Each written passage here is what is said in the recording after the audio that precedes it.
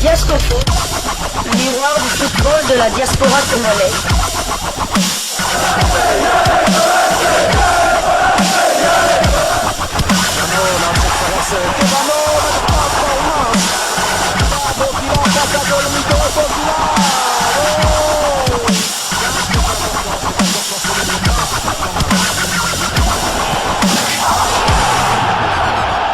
Diascofoot, le miroir du football de la diaspora congolaise. Vous êtes sur Diascofoot, le miroir du football de la diaspora congolaise. Diascofoot vous dit bonjour, tout le plaisir est pour nous de vous retrouver, mais surtout de savoir que vous êtes nombreux en train de suivre votre chaîne YouTube dédiée uniquement aux footballeurs de la diaspora congolaise. C'est l'heure de partager avec vous quelques news que nous avons pu récolter pour vous, des news concernant la tanière de léopard de la République démocratique du Congo, et cela dans le cadre de cette troisième livraison sportive de ce mardi 9 avril 2024. Une livraison sportive qui nous emmène du côté de la CAF, en ce qui concerne la CAN Maroc 2025. Les chapeaux des éliminatoires sont connus. On connaît désormais les chapeaux pour le prochain tirage au sort des éliminatoires de la CAN 2025.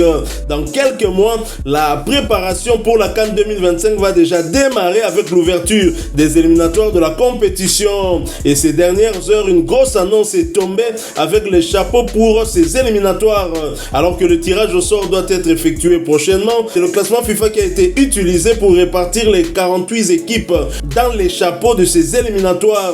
Je vais alors vous lire ces différents chapeaux. Nous aurons donc 4 chapeaux en fonction du dernier classement FIFA. Le chapeau 1 est constitué de 12 nations. La première nation, c'est le Maroc, 13e au classement FIFA dans le monde.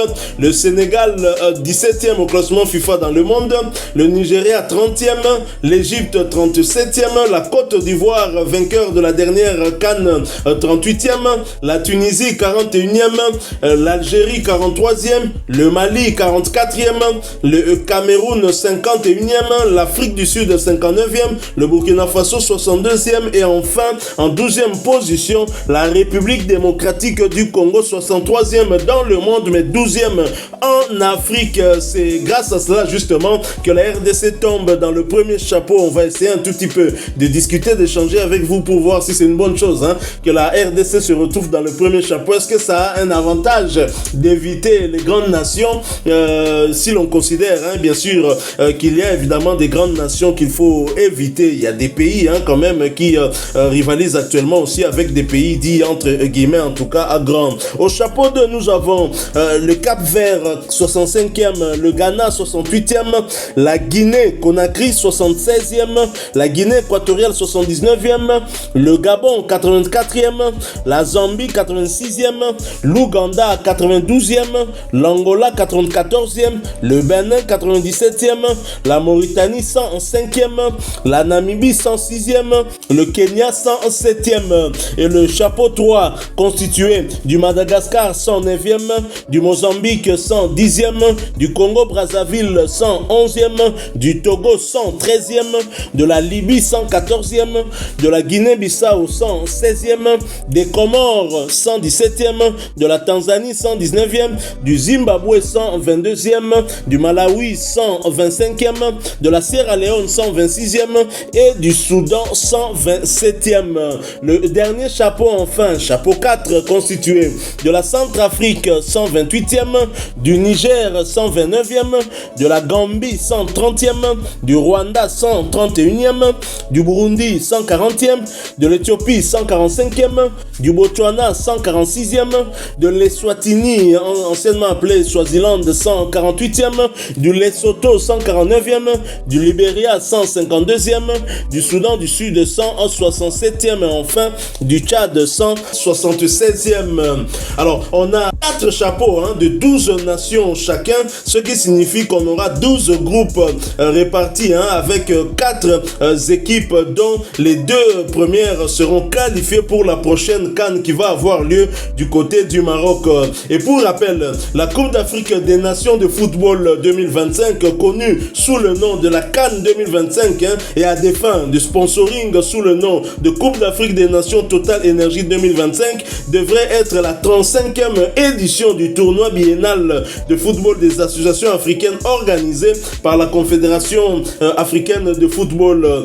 Cette CAN aura lieu en 2025, mais on ne sait pas quand. Nous allons en parler d'ici quelques minutes. Le lieu, c'est bien au Maroc aura lieu cette CAN et c'est la CAF qui en est en tout cas l'organisatrice. Il y aura 24 pays qui vont participer. Les éliminatoires seront répartis en 12 groupes de 4 pays dont les 2 premiers seront qualifiés. Et cette CAN qui aura lieu au Maroc, bien évidemment, va se jouer dans 6 stades, ce qui correspond à 6 villes du royaume chérifien. Il y aura Agadir, Casablanca, Fès, Marrakech, Tanger ainsi que Rabat. Donc voilà donc. Alors, vous venez de voir ces différents chapeaux tels que présentés par la Confédération africaine de football. La République démocratique du Congo se retrouve dans le premier chapeau avec des grands du continent. En tout cas, le leadership actuellement est assuré par le Maroc, suivi du Sénégal, notre prochain adversaire lors des éliminatoires du mondial Mexique, États-Unis ainsi que Canada. Alors, pensez-vous que se retrouver dans le premier chapeau donne un avantage à la RDC? Bon, en théorie, oui, parce que le premier chapeau est censé regrouper les 12 plus grandes nations africaines. Donc, en théorie, je dirais oui. Mais donc, comme il y a quand même 2 qualifiés par groupe, donc normalement, il faudrait toujours une méfiance. Il faut toujours se méfier. Bon, mais c'est quand même... ça soulage quand même de ne pas rencontrer des équipes comme la Côte d'Ivoire, le Nigeria, l'Algérie, tout ça, le Sénégal, les grandes équipes africaines. J'aimerais quand même donner une petite précision. Vous avez parlé de 12, il y aura 12 groupes. Il faut savoir que le Maroc aussi va jouer les éliminatoires, bien qu'il soit déjà qualifié d'office. Mais ça, c'est pour les équipes qui sont dans les 3e ou 2e chapeaux. Donc, les équipes qui tomberont dans les poules du Maroc, il n'y aura qu'un seul qualifié. Parce que le Maroc est d'office qualifié, vu qu'il est le pays organisateur. Il y aura en fait 2 qualifiés, mais une seule nation éliminée alors. Voilà. Non, dans la poule du Maroc. Admettons par exemple que le Maroc soit 3e de sa poule. Les 2 premiers ne seront pas qualifiés. Ça sera seulement le premier parce que le Maroc qui sera 3e sera qualifié d'office. Donc le Maroc va jouer ses éliminatoires. Mais comment on va faire? Nous avons... on aura 12 groupes. Oui. 12 groupes pour te qualifier, ce qui fait 24. Or, si on enlève le Maroc, donc on aura besoin de 23. Plus le Maroc, ça fait 24. Voilà, 24. Okay. La dernière CAN aussi, si vous vous souvenez, la Côte d'Ivoire était dans la poule de la Zambie. Même le dernier match, ils avaient perdu 3-0 à Lusaka et tout ça. Donc, les équipes qui sont qualifiées, les équipes organisatrices qui organisent la Coupe CAN jouent aussi les éliminatoires. Bon, c'est pour ne pas qu'elles aient quand même des matchs des matchs en jeu, mais elles sont déjà qualifiées. Donc par exemple, si est-ce que dans ce groupe-là, dans le groupe du Maroc, est-ce que ça ne défavorise pas finalement ces pays-là? Parce que là, il n'y aura qu'un seul qualifié. Je ne sais pas, c'est sur base de quoi finalement que ceci a été décidé? Bon, pour permettre au Maroc, aux pays organisateurs aussi d'être en jambes. D'être en jambes et tout ça. Bon, on se dit aussi que si le Maroc n'était pas qualifié, on voit mal une autre équipe. Le Maroc est 3e ou 4e, donc c'est souvent des pays qui sont... Oui, c'est comme ça, malheureusement c'était comme ça. Par exemple, dans la poule de la Côte d'Ivoire, la seule équipe qualifiée c'était la Zambie. Comme la Côte d'Ivoire était déjà qualifiée d'office, c'est la Zambie qui avait accompagné la Côte d'Ivoire. La CAF devrait réfléchir quant à cette formule-là. Certes, on a besoin que le pays organisateur soit en jambes, mais je pense que ça défavorise réellement les 3 autres pays par rapport aux autres groupes. Et ce n'est pas une très très bonne chose, d'autant que les Marocains, même s'ils perdaient, ils savent qu'ils n'ont rien à perdre finalement. Comprenez la tautologie. Mais par contre, ils peuvent décider décider sur quelle nation pourrait se qualifier en jouant en tout cas très motivé contre tel ou tel autre adversaire. Je n'aime pas trop cette formule-là. Alors, quelle date pour la prochaine CAN 2025? Une question que s'est posée le média africain Jeune Afrique dans un article intitulé « Quelle date pour la CAN 2025 au Maroc ?» Je vais tout simplement vous lire cet article qui essaye d'analyser les différentes possibilités des dates où l'on pourrait en tout cas jouer cette CAN 2025.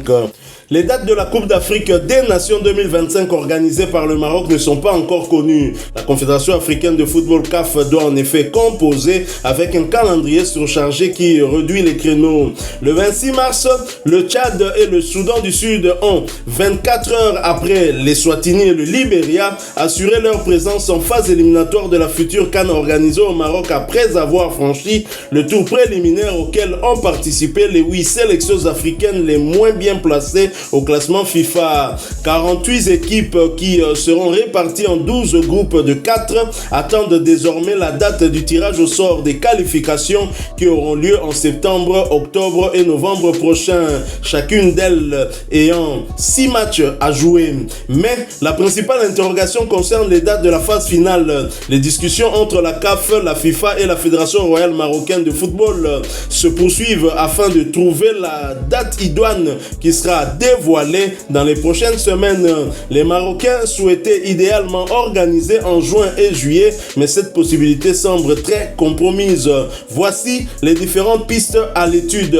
Entre le 15 juin et le 15 juillet, c'est non. Fawzi Lekja, le président de la Fédération royale marocaine de football, a récemment écarté l'hypothèse d'une CAN disputée entre le 15 juin et le 15 juillet. La raison est simple. La FIFA organisera entre le 15 juin et le 13 juillet aux États-Unis la nouvelle formule de la Coupe du monde des clubs avec 32 équipes dont 4 africaines.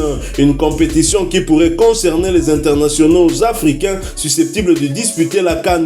Et comme Gianni Infantino, le président de la FIFA, ne voulait pas entendre parler d'un autre tournoi risquant de concurrencer son dernier-né, cette première éventualité a été écartée. Entre le 15 juillet et le 20 août, une pure folie. Un second créneau estival avait été avancé par une source interne à la CAF et relayé par différents médias. Une CAN organisée après la Coupe du monde des clubs, soit en gros entre le 15 juillet et le 20 août. Face à l'absurdité de cette hypothèse, la CAF s'était empressée de démentir, expliquant que rien n'était décidé. Ceux qui connaissent le football, et ce n'est pas le cas de tout le monde dans les instances, savent qu'il serait à la fois stupide et surtout dangereux de faire enchaîner à des footballeurs 2 compétitions internationales sur 2 continents différents sans leur laisser le temps de prendre des vacances. De plus, les 7e et 8e journées des qualifications pour le mondial 2026 de la zone Afrique sont programmées entre le 1er et le 10 septembre 2025, ce qui obligerait les internationaux africains concernés par la CAN et notamment ceux dont les sélections auraient étiré leur parcours au Maroc à répartir en équipe nationale quelques jours après avoir retrouvé leur club respectif. Ces derniers ne l'accepteraient pas et il serait difficile de leur donner tort. Janvier et février 2026, oui, mais à cette date, tous les stades marocains retenus pour la CAN et qui sont actuellement en travaux, Agadir, Casablanca, Fès, Marrakech, Tanger et Rabat seront achevés, surtout celui de la capitale politique du royaume où le chantier est le plus vaste. Mais en 2026, du 11 juin au 19 juillet, se déroulera aux États-Unis, au Canada et au Mexique le premier mondial réunissant 48 sélections dont 9 ou 10 africaines. Autrement dit, des joueurs africains devraient disputer 2 compétitions internationales usantes mentalement et physiquement dans des délais courts alors que le calendrier est saturé. Et il sera difficile d'expliquer aux puissants clubs européens que leurs internationaux africains devront s'absenter plusieurs semaines en pleine saison pour disputer la CAN avant de jouer 4 mois plus tard un mondial. Cela impliquerait un retour tardif alors que les clubs seront en pleine préparation estivale pour la saison 2026-2027. Janvier et février 2025, la solution la plus logique. Les qualifications s'achevant courant novembre, la possibilité d'organiser la CAN en janvier et février 2025 est tout à à fait envisageable et c'est cette hypothèse qui semble tenir la corde. Le Maroc dispose de toutes les infrastructures hôtelières, de santé, de transport ou de communication nécessaires. 5 des 6 stades retenus pour accueillir la compétition, à savoir Agadir, Casablanca, Fès, Tanger et Marrakech, subissent des travaux plus ou moins importants et certains seront prêts courant 2024. S'il faut accélérer les choses, on saura le faire, assure un membre de la Fédération royale marocaine de football. Seul celui de Rabat ne serait pas livré à temps. Mais le Maroc dispose d'enceintes certes plus petites que celles de Rabat, mais capables d'accueillir des matchs internationaux comme à Kenitra ou à Oujda. Les clubs européens pourraient faire la grimace avec une seconde CAN consécutive disputée en janvier et février en un an après celle en Côte d'Ivoire en 2024. Pour faire passer la pilule, la CAF pourrait leur assurer que l'édition 2027 en Tanzanie, en Ouganda et au Kenya aura lieu en juin et juillet. Alors, comment expliquer que la Confédération africaine de football se retrouve dans une telle situation et qu'une compétition majeure sur le continent qui a commencé depuis très longtemps doit dépendre d'une compétition nouvellement créée dont je ne vois même pas l'utilité, cette Coupe du monde des clubs élargie à beaucoup plus de clubs qu'avant. Et est-ce que c'est opportun cette compétition et pourquoi nous devons céder aux caprices de Gianni Infantino, président de la Fédération internationale de football association? Gianni Infantino crée des nouvelles compétitions. Quand on dit qui dit nouvelle compétition dit plus de rentrées financières, plus de rentrées d'argent, plus de sponsors. Déjà la Coupe du Monde 2026, il y aura combien de pays encore? 48 pays. Donc maintenant un pays comme c'est parti comme ça, un pays aussi riche qu'il soit ne pourra pas organiser à lui seul une Coupe du Monde. C'est pratiquement impossible. 48 nations, sans compter les supporters, tout ça, ça sera infernal. Donc, les prochaines Coupes du Monde, ça sera toujours obligé de répartir. Imaginez-vous, la Coupe du Monde 2030 aura lieu dans deux continents. Il y aura le Maroc, le Portugal et l'Espagne, bien que ces 3 pays ne soient pas vraiment distancés. Mais moi je comprends pas. Les Africains, on doit commencer à se faire respecter. La CAN a toujours eu lieu de 2 ans. La CAN a toujours eu lieu pendant les deux années de suite. Et la CAN, en général, se joue en janvier. Au mois de janvier, oui. Le calendrier doit rester en l'état. C'est vrai que les clubs européens qui fournissent la majorité des joueurs qui évoluent lors de la CAN, mais ces clubs-là savent qu'il y a la CAN. Ces clubs-là savent qu'il y a la CAN. J'ai jamais entendu par la Copa américaine. Les Européens ne respectent jamais. C'est vrai qu'elle a lieu au mois de juin dès la fin des championnats, mais la compétition, je ne sais pas si ça s'appelle la CAN, mais la Coupe d'Asie. Elle a lieu en même temps que la CAN. Les Son, tous les grands joueurs japonais, tout ça, qui ont joué dans cette compétition, ils ont joué. J'ai jamais vu un club. Tottenham aussi était laissé. Tout ça. Tottenham était laissé parce que son meilleur joueur n'était pas là. Mais ils savent que le calendrier est comme ça. Et ça, la FIFA ne va jamais déranger les Asiatiques ou quoi. Mais c'est toujours les Africains qui. Et pourquoi nous on doit céder? Même si nous avons à la tête de cette institution, la CAF, un milliardaire, mais il reste complexé devant Gianni Infantino. Qui crée une nouvelle compétition et la CAN doit en pâtir. Mais pourquoi? Il y a déjà la Coupe d'Afrique, la Coupe du monde des clubs qui réunissait les champions de chaque continent. Il organise encore une autre compétition avec non, les 32. Ça enlève même finalement la saveur de ces compétitions. C'est même plus intéressant. Les joueurs sont saturés, les joueurs sont fatigués, mais là, ils ajoutent chaque fois de nouvelles compétitions pour se faire plus d'argent. Donc, on continue à demander plus aux joueurs, oubliant que ce sont des humains, ce ne sont pas des robots. C'est pourquoi nous sommes en train de voir des blessures se multiplier. Et je pense que les années à venir, des joueurs seront en tout cas régulièrement blessés comme ça parce qu'il y a trop de matchs à jouer, des matchs à haute intensité. C'est vraiment dommage. Au niveau de l'Afrique, nous restons toujours dans cette posture du colonialisme, donc toujours à faire profil bas devant des institutions comme la FIFA qui n'a jamais jusque-là été dirigée par un Africain. Et voilà un Suisse qui vient et qui veut imposer, alors qu'il ne réussit pas à imposer du côté de l'UEFA. Il n'impose pas en Amérique, il n'impose pas en Asie, même pas en Océanie, mais seulement en Afrique. Et c'est bien dommage et c'est malheureux que les dirigeants que nous avons, même s'ils ont des des milliards, mais ils couvrent toujours les Chines face à des messieurs comme Gianni Infantino, et c'est vraiment triste. C'est vraiment malheureux. Depuis la nuit des temps, moi en tout cas depuis que je suis le football africain et le football en général, la CAN a toujours lieu tous les 2 ans. Tout comme la Copa América, tous les 2 ans elle a lieu.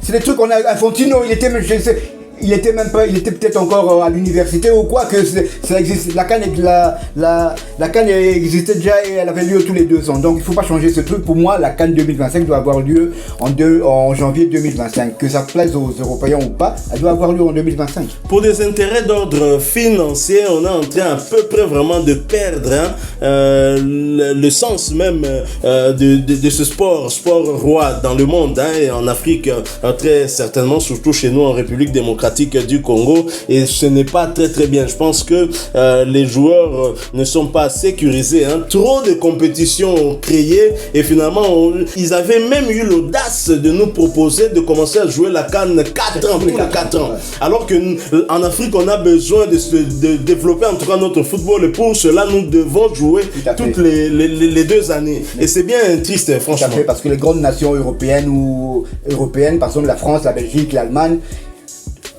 la Coupe du Monde a lieu tous les 4 ans, l'Euro a lieu tous les 4 ans, donc tous les 2 ans ils ont une compétition majeure. Imaginez-vous un pays comme l'Angola ou bien le Gabon ou bien même le Congo qui n'a plus été en Coupe du Monde depuis 50 ans, attendre 4 ans pour jouer une compétition. Non mais il faut rester sérieux.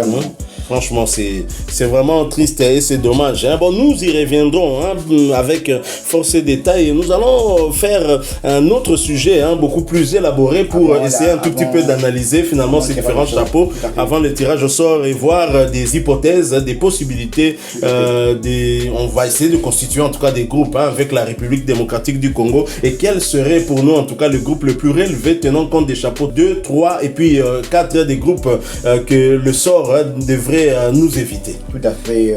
Comme on le dit souvent, il n'y a plus de petites équipes, surtout en Afrique. On a même vu ça lors de la dernière CAN. Souvenez-vous, lorsque Christian Sengibimbe était entraîneur de l'équipe nationale, on était aussi dans le premier chapeau. Nous sommes tombés contre le Gabon, contre l'Angola et contre la Gambie. On a terminé 3e. Donc on ne s'est pas qualifié en terminant 3e. Donc les matchs, il faudra les jouer. Donc on va attendre le tirage au sort avec impatience, et j'espère qu'il sera favorable. Voilà qui met fin à ce sujet concernant en tout cas la publication des différents chapeaux avant le tirage au sort qui va donc déterminer les 12 groupes ou 47 nations pour 23 places, parce que le Maroc est déjà qualifié, c'est le pays organisateur, et donc on va attendre ce tirage là. On reviendra vers vous bien évidemment pour analyser les différentes possibilités de voir la République démocratique du Congo se qualifier si jamais elle tombait dans un groupe constitué du Ghana, des Comores. On va essayer un tout petit peu de supputer. Si vous avez aimé ce sujet, laissez-nous un maximum de j'aime. Merci de partager avec nous en commentaire votre point de vue, et n'oubliez pas d'activer la petite cloche de notification histoire de ne plus rien manquer des prochains sujets que nous allons vous proposer. Encore une fois, merci à vous, avec espoir de vous retrouver bientôt dans un autre sujet d'actualité. En attendant, portez-vous bien. Desco Foot vous dit au revoir.